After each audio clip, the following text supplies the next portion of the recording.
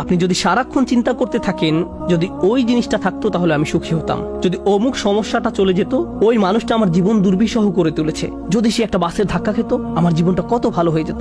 প্রতিবার বাস দেখলে আমি এই দোয়া করি। আমরা সব সময় নিজেদেরকে একথা বলে বুঝাই, যদি অমুক মানুষটি বা অমুক সমস্যাটি জীবন থেকে চলে যেত তাহলে জীবন কত সুন্দর হয়ে যেত, অথবা যদি অমুক দুঃখটি দূর হয়ে যেত তাহলে সবকিছু পারফেক্ট হয়ে যেত। যদি মানুষের পরিবর্তন হতো, যদি পরিস্থিতির পরিবর্তন হতো, যদি পরিবেশের পরিবর্তন হতো, আমরা এভাবে ভাবতে থাকি সবকিছুর পরিবর্তন হলে জীবন সুন্দর হয়ে যেত, তাহলে আমাকে আর দুর্বল থাকতে হতো না।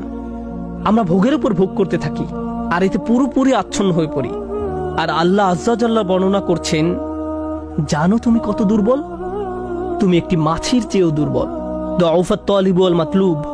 যখন তিনি এভাবে বলছেন, আমি আপনি মজ্জাগতভাবে অবিশ্বাস্যভাবে কতটা দুর্বল, একটু চিন্তা করে দেখুন। আপনাদের প্রত্যেকের মাথায় বিভিন্ন জিনিসের চিন্তা আছে প্রতিদিন।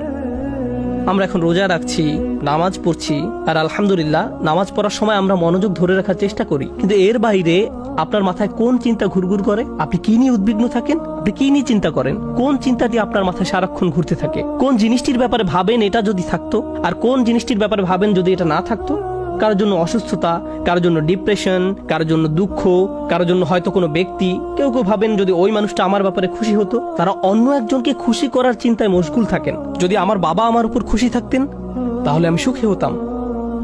কিন্তু আপনার বাবাও তো একজন মানুষ, তিনি যদি আজ খুশি হয়েও থাকেন, কাল হয়তো তার জীবন শেষ হয়ে যেতে পারে। তারপর আপনি কি করবেন? এরপর আপনি কোথায় দাঁড়াবেন? সুতরাং আমি আর আপনি এভাবে এসব জিনিসের পেছনে ছুটতে থাকি। আর এর পরের আয়াতে আল্লাহ আজ্জা ওয়াজাল্লাহ বলেন, মা কদারুল্লাহ হাক্কা কদরিহি, তারা আল্লাহকে যথাযথ মর্যাদা দেয় না। ইন্নাল্লাহা কাউইয়ুন আজিজ, নিশ্চয়ই আল্লাহ শক্তিধর, মহাপরাক্রমশালী। তুমি দুর্বল কিন্তু আল্লাহ সর্বশক্তিমান। তিনি আরো বলেন, তোমরা আল্লাহকে যথাযথ মর্যাদা প্রদান করনি। জানেন তিনি আমাকে আপনাকে কি বলছেন? তিনি বলছেন, তোমরা বিভিন্ন জিনিসের পেছনে ছুটবে, তোমরা বিভিন্ন মানুষের পেছনে ছুটবে, তোমরা এই দুনিয়ার যত কিছুর পেছনেই ছুটো না কেন, এর প্রতিটি জিনিসের একদিন সমাপ্তি হবে। এর প্রতিটি জিনিস দুর্বল। এই কারণে তুমিও দুর্বল হয়ে পড়েছো।